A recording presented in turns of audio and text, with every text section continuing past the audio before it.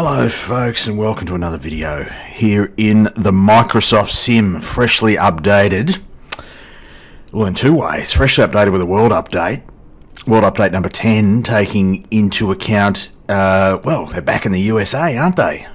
That was a bit unexpected. Or was that just me? I was kind of hoping they would, cast their attention towards other regions of the planet, like Asia or South America, or somewhere else that that hasn't got the treatment. But they're back in the USA, and that's where we are today. We're also back in this aeroplane, which too has received an update. This is, of course, the Flysimware Chancellor. And the version you're looking at, and the version that I'm going to be flying, is version 2.3.0, still in beta. I remember saying in a previous video that, like 4 versions ago, that I felt that he was probably getting close to an actual release, a production release, but apparently not. So look, I'm looking forward to this update because the version before this, which was 2.2.0, was a bit balked. I was very disappointed with it, actually. So 2.3.0 hopefully fixes what got broke in the previous one. Just noticing we've got a decent old breeze here, a bit of a stiffy, eh? When I get Jude on board here, we'll definitely get a stiffy. Apologies folks, if you're here for family entertainment, wow, what are you doing with your life? This is not the place for you. Kid friendly? Not really, unless you're a fairly mature kid. Or immature adult, as the case may be. I don't know. Anyway, folks, look, wherever you are in the world or whatever you're doing, I hope you're well. Well, I know what you're doing. You're watching a video. That probably means you're not well. You're watching one of my infrequent productions. Anyway, long-winded introduction, folks. Welcome aboard. We're going to be flying this aeroplane. We're in the United States. Let me show you exactly where. So here's exactly where. Little nav map, great application. It just got updated as well. It's just a day of updates. It's all happening. We're going to begin our journey in a place called Fort Bridger, which is here in Wyoming, at a decent old field elevation too. I think it's like something like 7,000 feet above mean sea level or something like that. This is the great state of Wyoming right here. Short hop down to Salt Lake. 80 nautical miles, according to Little Nav Map. As the crow flies, we're probably going to go fairly direct. Planning a cruise of 12,000. Is that going to be enough to get us over the terrain? So lowest safe down here is sort of 13.3. What am I planning? 12. Yeah, well, look, what's 1,300 feet between friends, folks, eh? FS Economy run, we're taking 4 passengers from Fort Bridger down to Salt Lake. I'll get us started out onto a runway. And en route, I might talk a little bit about some recent releases and stuff, if I can remember them, and have a look at what this update to the aircraft has brought. Alright, on at runway 22, Fort Bridger. That is a decent breeze, decent westerly breeze, 17 knots. A little bit of a crosswind component to deal with there.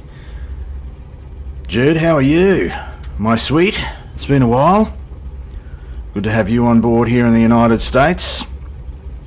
Wyoming of all places. I don't know whether the update's made any difference to this part of the United States. I'm going to assume it probably has, but what would I know, folks? I know there are some particular, handcrafted airports that have been released as part of the update, and maybe some other points of interest and that sort of stuff. I don't think we're going to see any of them. I don't know. No idea. Folks, should we do it? I think we should. I think we're okay. We've got flaps set, trim set, transponder is squawking on the old altitude. We've got 12,000 plugged into our altitude selector. Let's do this thing. See how this thing handles, because the 2.2.0 update buggered the handling of it. Incredibly twitchy it was. Now, this is going to take us a while to get airborne here, folks. We're at altitude. I have leaned the mixture. I don't know whether I've got it right though. Probably not. 60 knots. See how slow that acceleration is? That's a good crosswind though. Here we go. We'll eventually get to about 90. Nice long strip for us here. Here we go. Fighting to keep it on. Oh, we're fighting. Here we go. We're going to get airborne. Oh, not pretty. Not pretty at all. We'll take gear. Oh, she feels very rubbery in the controls. No, it might be okay once you get up into the cruise. She was like a bloody porpoise in the previous version. Just going to come back on that juice and on the prop a little bit. I'm going to climb out here. Yeah, a bit over 100 would be nice. I'll just fly runway heading for a little bit, or something approximating runway heading anyway. Yeah, very rubbery on the controls, but that may have to do with my controller setting. I don't know. Okay, we're safely away at 115 indicated. Climbing out at about 1,000 feet a minute. We're pretty lightly loaded. Only got 4 packs and not much juice either. What we might do is let old mate Georgie do some flying pretty early on here. The flight director, go that way. We might go into nav mode if that's okay, Georgie. And we might do sort of an indicated airspeed hold at about 130 knots. Oh, that font looks different than what it was. Or is that just my imagination? I'm not sure.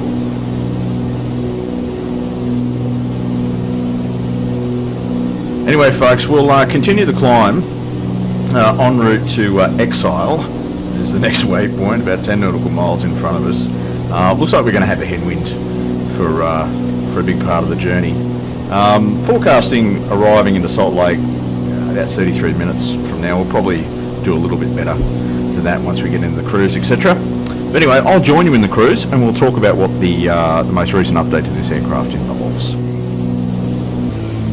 Alright folks, so we're safely in the cruise at flight level 120. We are bobbing around a bit, which was kind of an issue that I had with the previous release, so I'm not sure that, well, it doesn't feel like it's been resolved. It may have something to do with a pretty strong breeze, you know, blowing over the mountains. You do find that in this sim. I don't know, but it feels like, yeah, let me just sort of drop that away for you.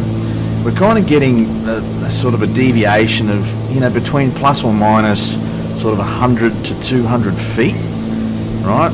It's not too bad at the moment. There you go. You see that drop? We've gone to 300 feet, right?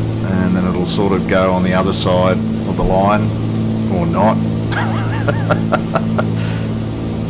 Oh yeah, there you go. I got there eventually. You see what I mean? Now, you do see that in other aeroplanes in this sim. That's what I found anyway. But I don't remember this aeroplane sort of having that issue before the last update.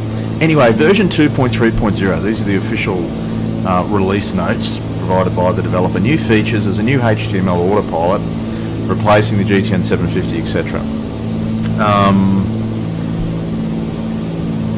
Yeah, okay. Is that causing some of the issue? I don't know. Added new overspeed sound. Well, I don't think we're going to explore that today. And added a new autopilot disconnect sound. We will hear that later on. Autopilot pre-flight check is also starting in sound. New prop disc for the slow and blurred modes. Updates. Flight dynamics updated for control surface effectiveness. We forgot to include this in the last update. Oh, that would explain the issue, I suppose. Yeah, it still feels a bit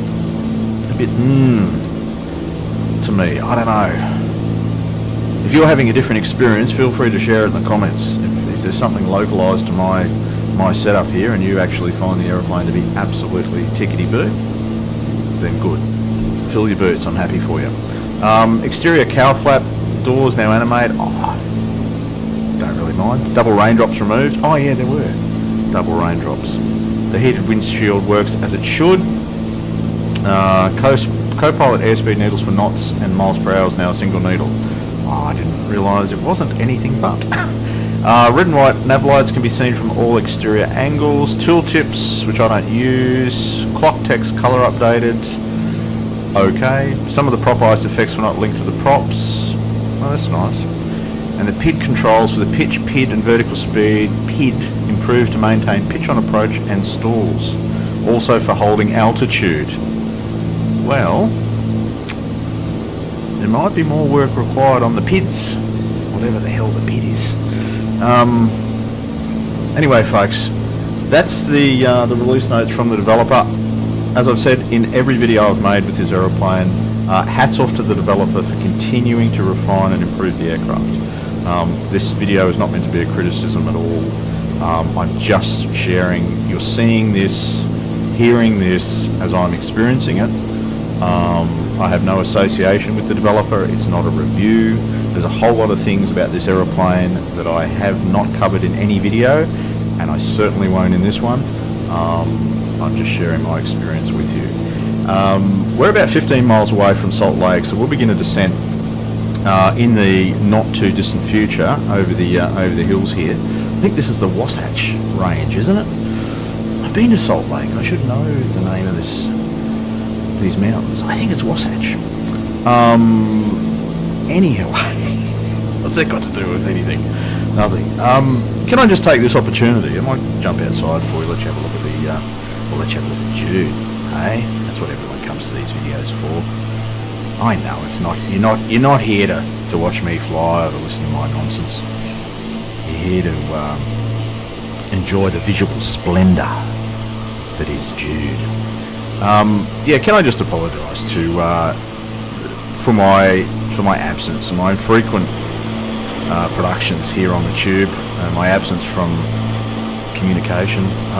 Unfortunately, can't do a lot about it. Got to make choices about where I spend my time, and at the moment, and for the foreseeable future, what it means is that I'm not as engaged, certainly not able to make videos on the same schedule that I used to. And what I've noticed is that in the last sort of month and a half or so, this channel, the views have plummeted. Not that they were ever that high, but they've plummeted. Number of subscribers, that growth has dropped right off. Watch time, all those metrics, as the cool kids like to say, have all gone south, and that's okay. I'm not complaining. Perfectly understandable. There are thousands of flight simulation channels out there, guys and girls doing really great stuff, showing you the very latest in aircraft releases, and sharing tweaks. And although I've got issues with some of those tweaks are just ridiculous. However, you have choice, and you have other channels to visit. But I do appreciate, if you're watching this, and if you're a subscriber, and I do appreciate your support. I just want to say that. Unfortunately, life is getting in the way of sort of this YouTube caper, and simming in general, actually. So, anyway, I'll see you for the approach into Salt Lake City, folks. Alright, the great Salt Lake, folks. Out at the sort of a 1 to 3 o'clock position. Yeah, there she is, Salt Lake City, down here into the valley, just past overhead. Some dirty big hills. And Salt Lake City Airport is down here at around about a 12 o'clock position. In about 9 miles or so. If you hail from this part of the world, give us a shout in the comments. As I said, I have visited Salt Lake a couple of times in my life. Enjoyed it both times, and no, it wasn't a pilgrimage. Before you ask. No, I was there for business purposes. Now, the airport here in Salt Lake has a shitload of runways, doesn't it? In fact, I probably should have done my research here. Waypoint info. Let me jump downstairs. Which button does that? This one. What are the runways? 1634. Oh, yeah, we got all this stuff, right? Actually, want the map view. Where's the map view? I'm going to zoom in. Now, we need to pay attention to what we're doing. That wind has dropped right off. There's the strip right there. We might give Georgie a break. I sort of land towards the south, I think. Well, there was a 1432. No, that's no good to me. I need to drop some height here now. We're coming in a little bit high, a little bit hot. Here we go. Looks pretty well represented. I mean, a long time since I was there in real life, but that's kind of what I remember. There it is. Old Utah. Don't get here in the virtual sense very often. Oh, there's the city, the CBD as such. Issues. Anyway, I've got to pay attention here, fella. You're dropping like a stone, picking up speed as well. I'll take a little bit of flap early, I reckon. Let's get ourselves down here. Let's pick a runway, any runway. We'll go on the centre runway, I think. Looks nice and long.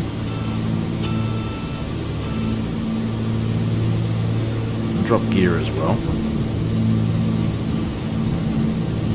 Definitely high.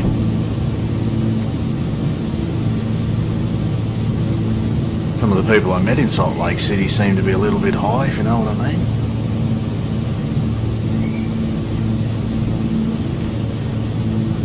I'll take full flap. Look at this. This is a kamikaze approach.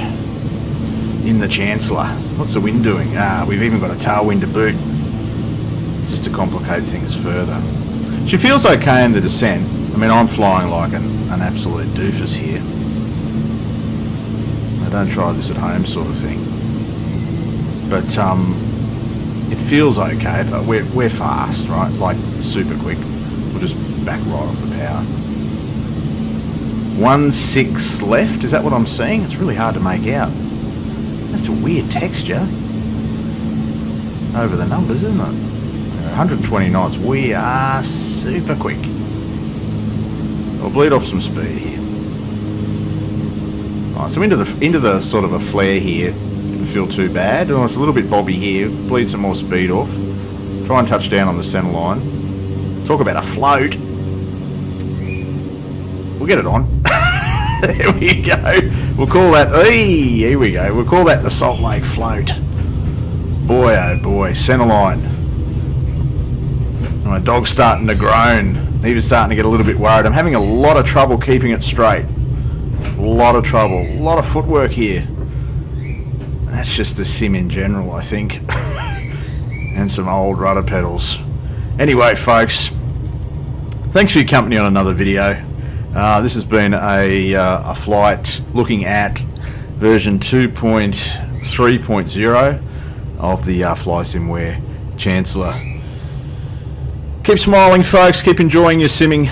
And we'll see you in the next video, whenever that is. Bye for now.